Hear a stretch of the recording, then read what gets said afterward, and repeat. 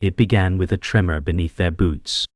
Dawn broke sluggishly over a sleepy French valley, shrouded in mist, the air thick with dew and diesel.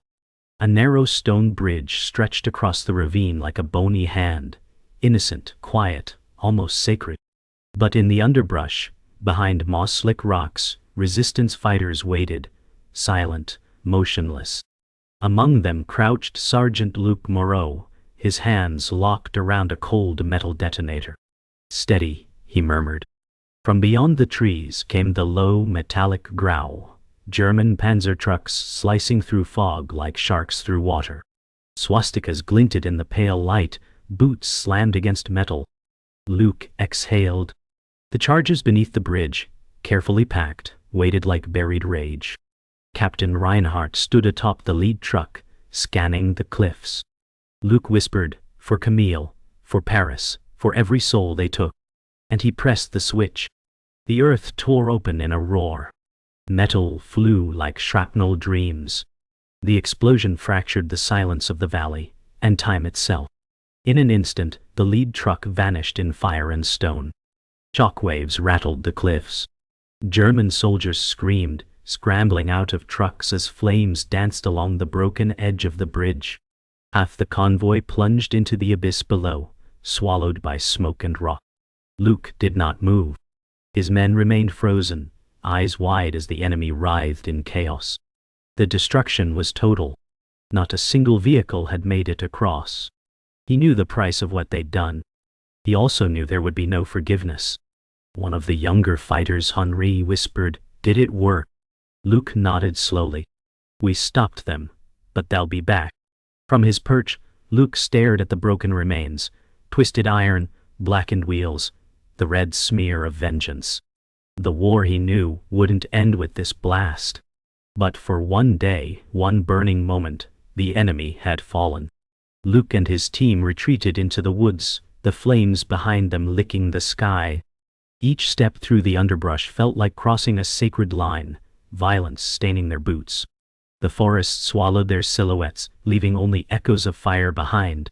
Deep in the woods, beneath a canvas tarp, they reassembled. Henri couldn't stop shaking. Elise, the group's scout, wiped soot from her face, her hands trembling. No one spoke until Luke broke the silence.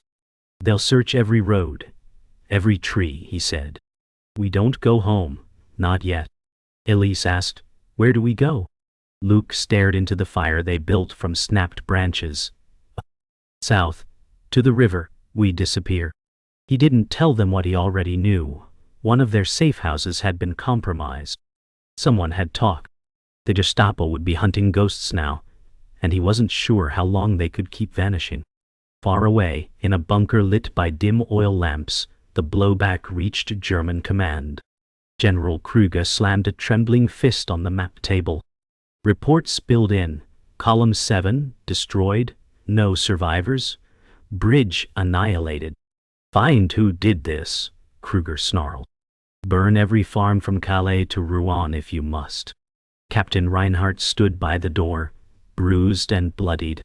He'd survived the explosion, barely. Smoke blackened his uniform, one hand wrapped in bloodied gauze. "Permission to lead the hunt, sir," he said coldly. Kruger nodded. "And Reinhardt, make it brutal." The room fell silent as storm clouds coiled outside the bunker's slatted window. The bridge had become more than a military loss. It was humiliation. And the Nazi war machine didn't take humiliation lightly. Night fell again, casting the forest in chilled silence. Luke sat alone beneath a gnarled tree, fingering a crumpled photograph. Camille, his sister, eyes bright even in black and white. She had vanished in Paris 3 months earlier. "Resistance whispers," said Gestapo took her. He never found the body. Now, as moonlight streamed through the canopy, he asked himself what she would have said. "Don't lose yourself, maybe. Don't become them." But the bridge had burned, and something inside him had burned with it. He slid the photo back into his coat, gritting his teeth. He wasn't done. Not until Paris was free. Not until the last jackboot had left their soil. Somewhere far off wolves howled, half nature, half omen. The hunt was beginning, and Luke knew it would not end clean. Dawn clawed at the edges of the trees with pale light as the group trudged southward. The forest trail was steep and wild, strewn with broken branches and old French resistance markers, symbols only the hunted would notice. Luke walked ahead, rifle slung low, eyes always scanning the tree line. Henri limped, blood soaking through his torn trousers. Elise moved beside him, whispering reassurances he didn't believe. They all knew they couldn't stop. Reinhardt would come. And when he did, mercy wouldn't. They reached the ruins of a vineyard once owned by Elise's uncle. It had been torched, the vines reduced to brittle skeletons, the farmhouse collapsed. Flies buzzed where family photos once hung. Elise knelt in the ash. They were here. Luke didn't reply. His silence said everything. From a nearby hill, the smoke of the destroyed bridge still rose into the horizon, a black wound against a waking sky. They weren't running. They were being herded. In a nearby village, Charbon, the Nazis struck back. Black uniformed SS officers dragged villagers into the square. Elderly men, children, mothers clutched each other, forming a wall of flesh between soldiers and the flames.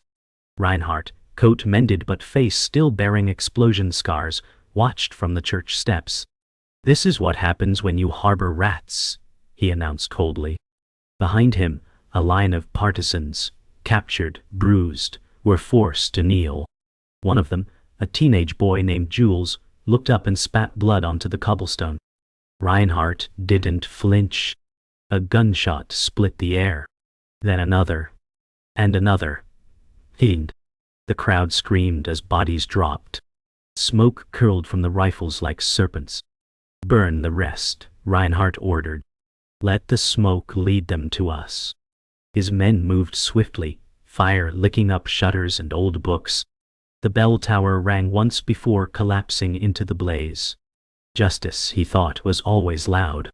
Luke smelled the smoke before he saw it. They stood on a ridge overlooking Charbon, flames devouring rooftops, black trails cutting the sky.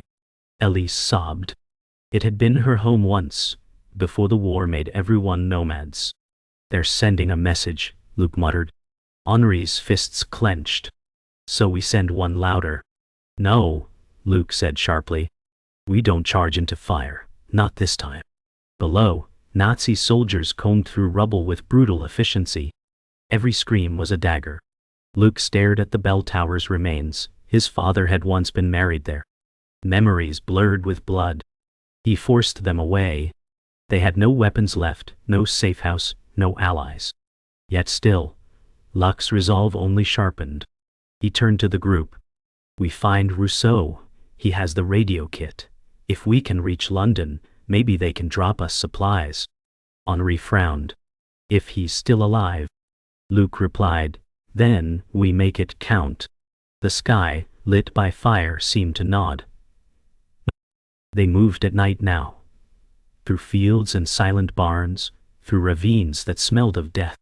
Every bird call felt like betrayal. Every cracked twig, a signal. By dawn, they reached the edge of a war-torn hamlet. Rousseau had been here once, an old ally, former engineer turned code runner. The chapel he used for transmissions loomed like a crooked spine in the mist. Luke led them in carefully. No signs of life. Not even birds.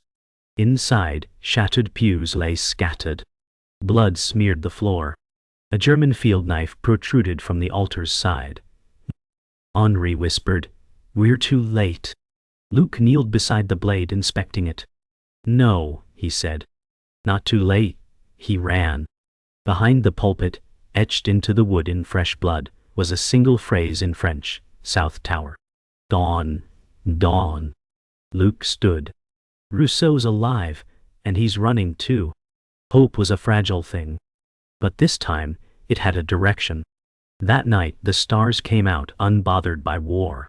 The resistance group camped near a ruined mill by the river. Fireflies hovered, flickering like ghosts.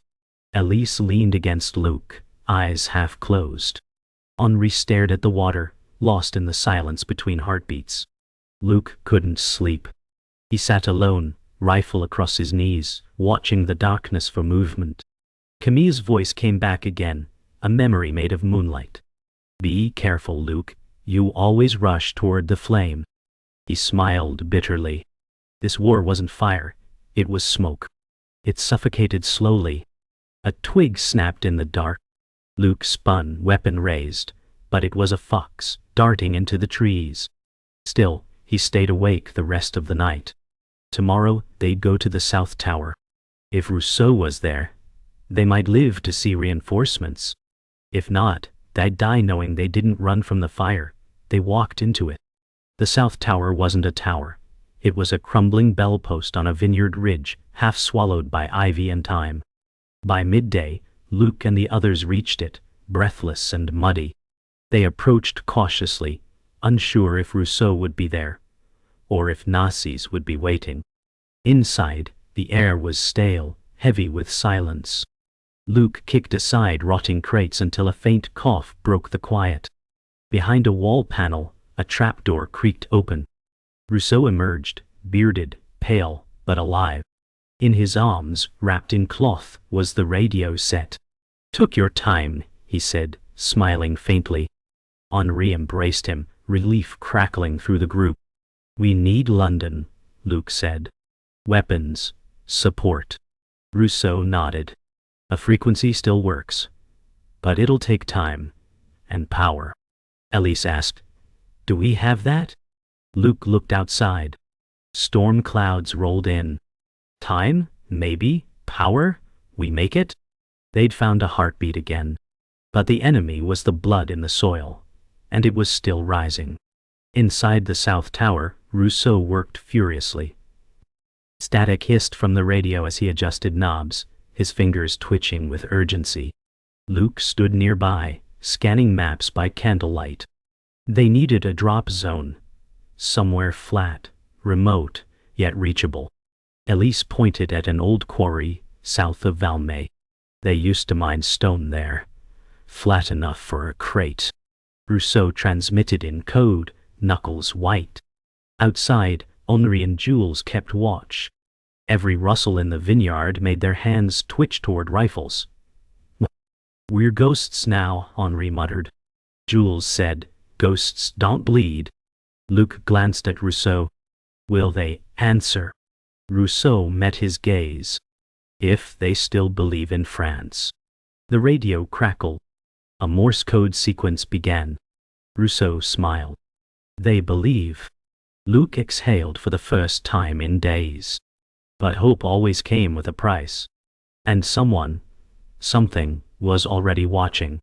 Night fell like a guillotine. They moved through shadows toward the quarry, a place once filled with life, now a hollow echo of labor and stone. The road wound like a scar through the hills. No lanterns, no chatter, only the silence of hunted men. Luke led the way, rifle in one hand, map in the other. The group traveled single file. Wind moaned between broken trees. Elise whispered, "We're being followed." Luke stopped. Every instinct screamed yes. He crouched and gestured, scatter, flank, eyes up. Moments passed. Then, a snap, a shout, a shot.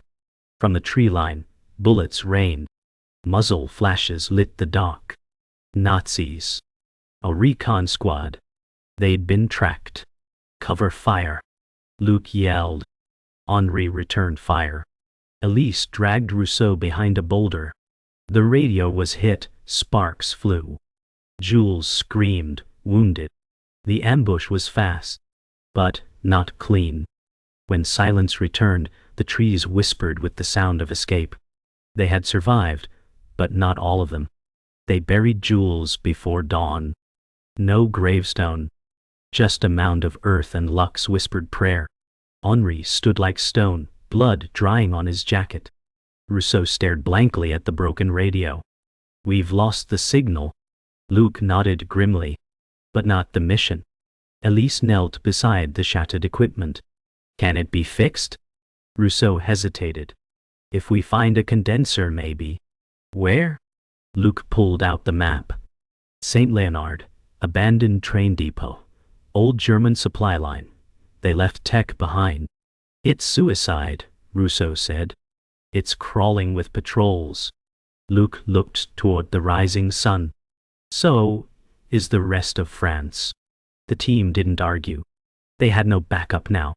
No promise of the British coming. Just 4 worn fighters and the fading echo of Jules' final scream. But something else lingered too, fury. And fury could move mountains. St. Leonard was a ghost town. Trains rusted on bent rails, roofs caved in like broken spines. The depot loomed ahead, graffiti peeling from its brick ribs. Somewhere inside, buried in decay, was the part they needed. Luke led them through shattered glass and silence. Henri covered the rear. Elise moved fast, rifle ready. Rousseau scanned broken crates and torn cables. Then, a sound. Soft. Shifting metal. Luke raised his fist. Hold. From the shadows, a voice called out. In French. Who are you? A girl stepped forward, no older than 17, holding a German Luger. Her arm shook, but her eyes were steel. Luke didn't blink. French, resistance. She lowered the gun, barely. I'm Anna. I fix things, she said. They stared. Hope again had a face. Rousseau approached. Do you know radios? She nodded. I built one from a downed bomber. Luke smiled. Then you're coming with us. Anna nodded. Only if we burn this place on the way out. The depot stank of mold and rust, but it offered shelter. Anna led them down into the maintenance cellar, where dim bulbs swung on wires and the walls sweated moisture. Luke ordered the team to rest in shifts. Rousseau spread out a map while Elise patched Henri's arm. Anna moved away from the group, standing near an old fuse box. Her hands fidgeted, fingers tapping in a rhythm too precise, too deliberate. Luke noticed. Anna. She turned, startled. Why do you know this place so well? He asked. She hesitated, eyes darting between them. I hid here once. A long time ago. Henri muttered, or worked here. Tension thickened. Before anyone could speak again, a deep rumble echoed from above. Boots. Dozens.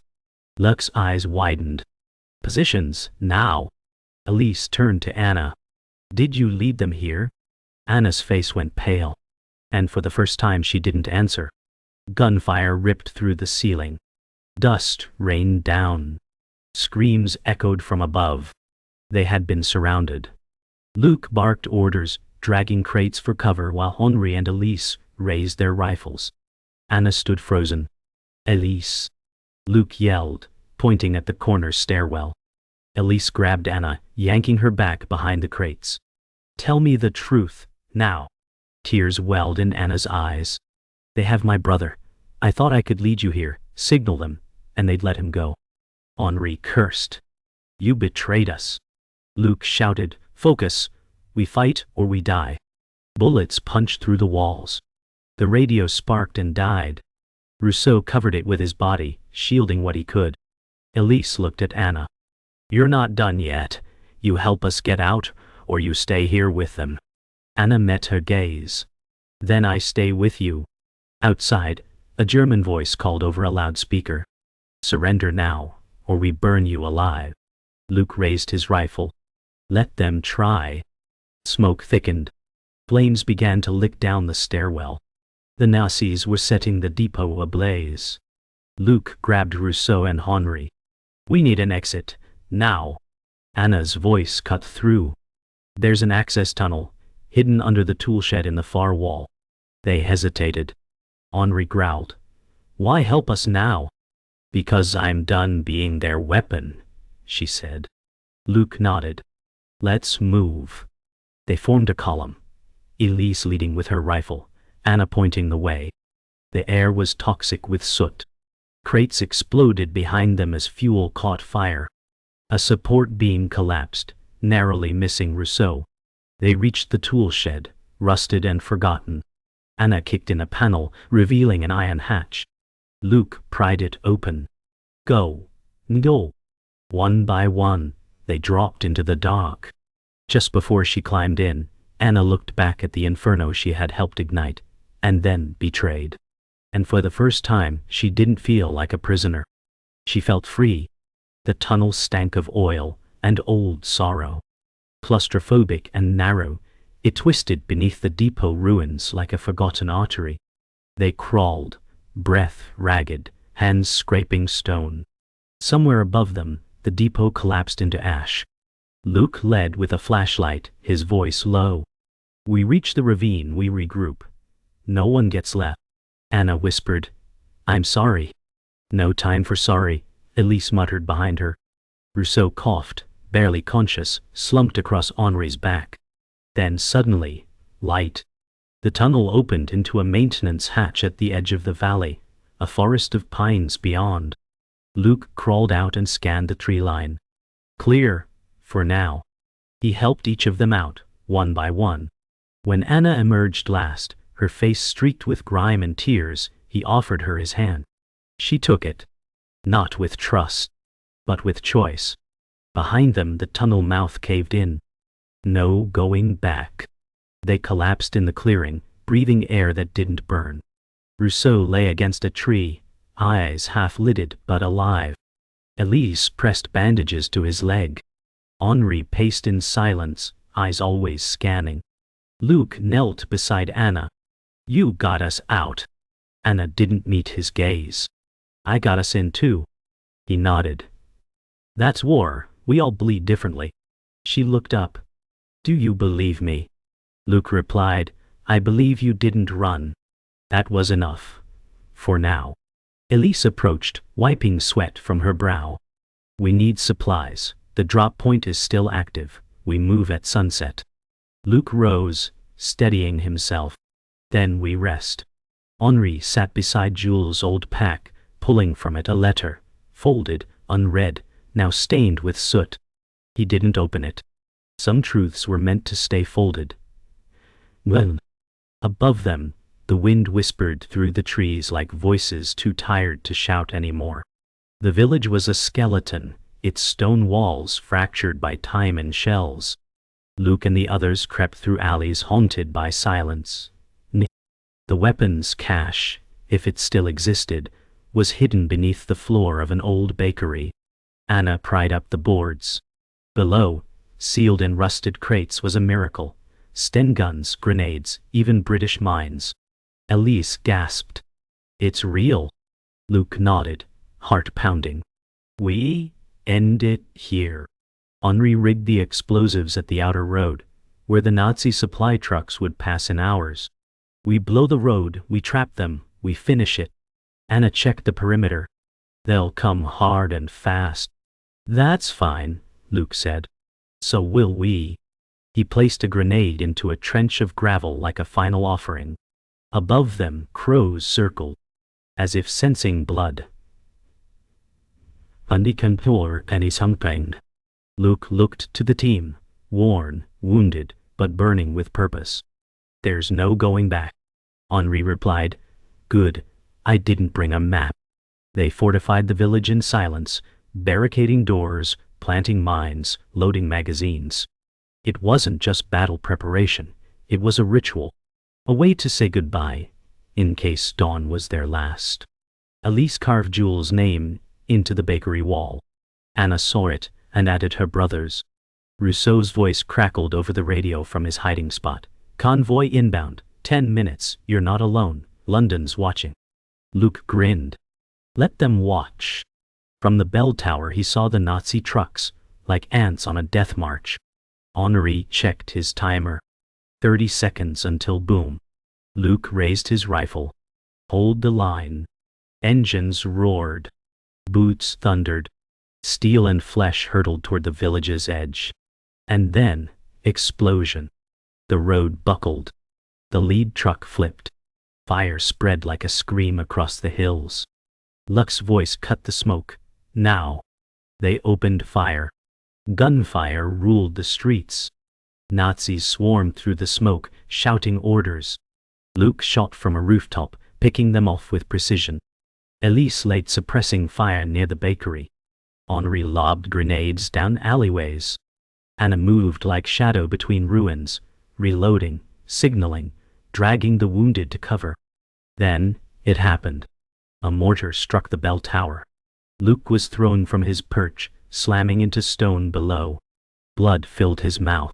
His leg shattered. He tried to rise. Couldn't. Voices faded, replaced by a ringing silence. Shapes blurred. Then, Elise. She knelt beside him. "You're not dying here." Luke grinned weakly. "We're all dying here." She dragged him behind the rubble as another blast shattered the square. From the smoke, Reinhardt emerged, pistol drawn. Luke reached for his weapon, but it was gone. The man who survived the bridge now stood before the man who built it. Fate was coming full circle. Reinhardt stepped over the rubble, calm, surgical. Around him, bodies lay smoking. The once proud village now coughed its last breath. Luke looked up, blood on his teeth. "I hoped it would be you." Reinhardt raised the pistol. "You killed my men, burned our convoy." Luke spat. "You killed my sister." Their eyes locked, war distilled into two souls. A shot rang out. Reinhardt's body jerked. Anna stood behind him, shaking, pistol still smoking. "I had a choice," she whispered. Reinhardt collapsed, eyes frozen open. Luke coughed, half laughing. "Took your time." Elise helped him to his feet. Henri waved from the square. What Nazis remained were fleeing. Smoke lifted. Silence returned, broken only by birds. Anna dropped the gun, weeping. Luke looked around at what they'd done, what it had cost. "We didn't win," he said. Elise answered, "But we survived." 2 days later, the British arrived. Parachutes bloomed across the valley like silent lilies. Trucks rolled into the village ruins. Medics found Luke propped against the bakery wall, eyes open, distant, tight. Rousseau limped in on a crutch, holding the radio high. "They answered?" London's voice crackled through. Luke looked over the village, now quiet, sacred. Graves marked with helmets. Guns buried under broken bricks. Elise sat beside him. Anna tended the wounded, face hollow but calm. "What now?" Elise asked. Luke replied, "We do what ghosts do. We disappear." Henri returned from patrol, saluting. Convoys cleared. "Road is ours." Luke smiled faintly. "Then maybe Paris isn't so far anymore." As the British flag was raised above the village square, Luke whispered into the wind. "For Camille, for Jules, for every forgotten name carved in blood." A bell rang once. Then, silence. History doesn't remember all its heroes. But this village would. The British Field Hospital bustled with quiet urgency. Luke lay beneath a canvas tent, bandaged from waist to shoulder, watching the flaps flutter in the summer breeze. Nurses moved like ghosts between the cots, their hands practiced, their voices soft. Elise sat by his bed, arms crossed, watching him doze with one eye open. "I'm not dying," Luke muttered. "You're not living either," she replied. Anna entered, fresh from helping unload crates. Her face was pale, but her posture had grown straighter.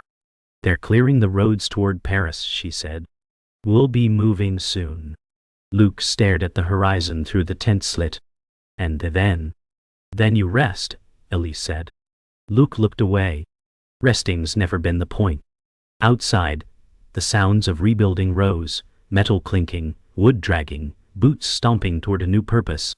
But for those inside the tent, the real war was remembering how to breathe again. Henri stood alone at the village edge, staring at the row of shallow graves marked with wooden crosses. His knuckles were white around a small notebook. Inside it, sketched by Jules, were caricatures of each fighter, smiling, exaggerated, full of life. Henri traced the drawing of Jules with a shaking finger. "They should have lived," he muttered. Behind him, Rousseau limped over. You did what you had to. Henri didn't turn. That's what scares me. Rousseau said nothing. Henri finally looked up. I'm not going back to the city. I'll stay here. Guard the road. Make sure no one forgets. Rousseau nodded. Then I'll teach the children what you did. The two men stood together, scarred and still. Beyond the graves, sunflowers bloomed wild, nature reclaiming what war left behind. But even peace felt like a wound. Anna found Elise in the church ruins, organizing salvaged supplies into neat rows. Glass crunched underfoot as she approached. I'm leaving tomorrow, Anna said. Elise paused, then continued stacking bandages. Where will you go? North.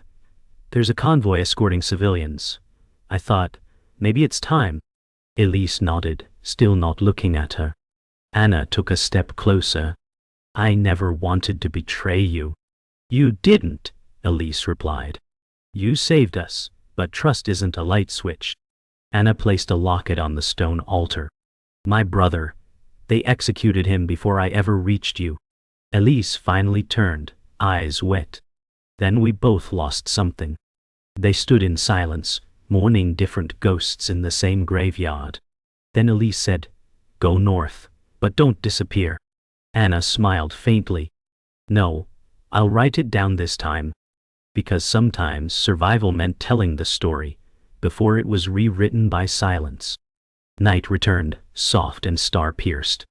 Luke sat outside the bakery ruins, blanket draped over his shoulders. A British sergeant handed him a telegram. Paris is ours, the man said. De Gaulle's entering in 3 days. Luke read the words, lips barely moving. Then, quietly, he laughed, a brittle sound. He had dreamed of that sentence. Now it came with no trumpets, no champagne. Just paper, ink, and fatigue. Elise joined him with a flask of cheap brandy. So, Paris? Luke nodded. We should be there. We will. Luke looked at the stars, hand tightening around the flask. She always wanted to see the Eiffel Tower lit at night, he said. Elise didn't ask who. Some names never needed to be spoken again. They just lived in the quiet between words. At dawn the convoy rolled out. Trucks creaked under weight.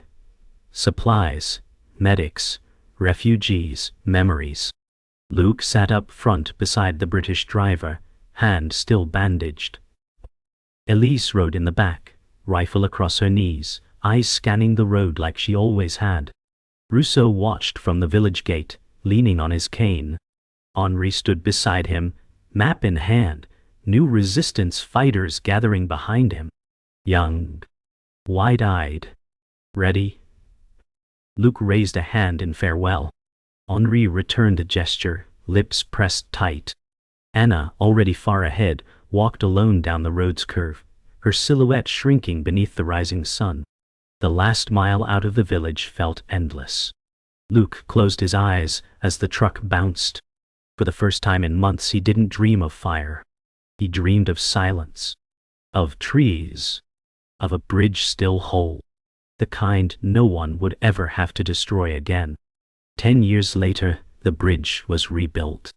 Stone by stone, the ravine was stitched together with silent reverence. No plaque mentioned the explosion. No monument honored the fallen. Just a curve of limestone and iron crossing the same valley where blood once flowed. A school bus rumbled across it, children pointing out the cliffs. Their laughter echoed across the canyon. At a nearby bench sat Luck, older now, slower, his limp permanent. A cane rested at his knee, and a worn satchel lay in his lap. He watched the bridge not for its structure, but for what it refused to say. A boy approached, wide-eyed. Did you fight here? Luke smiled softly. I did. Did you win? Luke paused. No, he said. But we stopped something. The boy nodded, confused but respectful, before running off. Luke looked down into the ravine. The ghosts didn't speak anymore. But they listened. In a quiet Paris library, Elise turned the last page of a worn leather notebook. Its spine was cracked, ink smudged by time. Inside were the words Luke once refused to write, the names, the memories, the ache. She closed it gently, setting it beside a stack labeled Resistance Archives, Restricted. The librarian, an older man with round glasses, looked up. Personal account? Elise nodded. More like a truth the textbooks forgot. Shall we file it under your name? No, she said. File it under the bridge. As she walked out into the bright courtyard, tourists bustled around her. Cameras flashed. Bells rang. But she didn't hear them. She only heard a whisper. Camille's laugh. Jules' shout. A bell tower collapsing. A detonator clicking down. She touched the notebook through her coat pocket, where she'd copied one final page. Because history remembers dates. But stories remember hearts. Anna stood at the edge of a new school courtyard in Lyon. Children raced around her, shouting in French and German, playing, arguing, laughing. She watched them for a long time before stepping into the classroom. A chalkboard waited. So did 30 young faces. She picked up a piece of chalk. Today, she began, we talk about silence. The children looked puzzled. Anna smiled. Silence is where truth waits. Not all battles are loud. Not all heroes shout. Some simply survive. She drew a bridge on the board. Stone, arched, plain. Who knows what this is? A boy raised his hand. A bridge. She nodded. And beneath it, there was once a fire. And then she began to tell them. Not of glory, not of medals, but of choices. And voices. And a scream turned into a whisper. A lesson too old for their age, but exactly right for their future. Henri never left the village. He became the quiet keeper of memory. He rebuilt the bakery, planted vegetables in the square, and rang the church bell every Sunday. Tourists sometimes wandered in, asking about the wool. He'd smile and say, "Which one?" But each year, on the same day, he'd walk to the graves behind the sunflower fields. One by one, he'd place a stone. One by one, he'd whisper the names. Jules died. Camille, Dut. Reinhardt, T. Even Anna's brother. Because memory was not about deserving. It was about truth. And the truth was, all of them were broken. All of them were brave. Sometimes he'd sit on the hill and watch the wind blow through the wheat. Nothing else moved. And in the distance, the rebuilt bridge held firm against time. He never crossed it. Some wounds you don't walk over. The story ends where it began. A single photo remains, torn at the edges, black and white, faded. It shows 5 figures, dusty, smiling, arms slung across shoulders. A village burning behind them. A bridge still intact. It lies in a museum display now, labeled simply, Unknown Resistance Cell, 1944. Visitors pass by it every day. Most don't stop. A few lean in. Fewer still ask who they were. But somewhere, in the hush between steps, a faint voice lingers. For Camille, for Jules, for every forgotten name carved in blood. Because history forgets, but fire remembers. So does stone. So does silence. And the bridge still stands, not because it was rebuilt, but because someone once chose to destroy it, to save what couldn't be saved.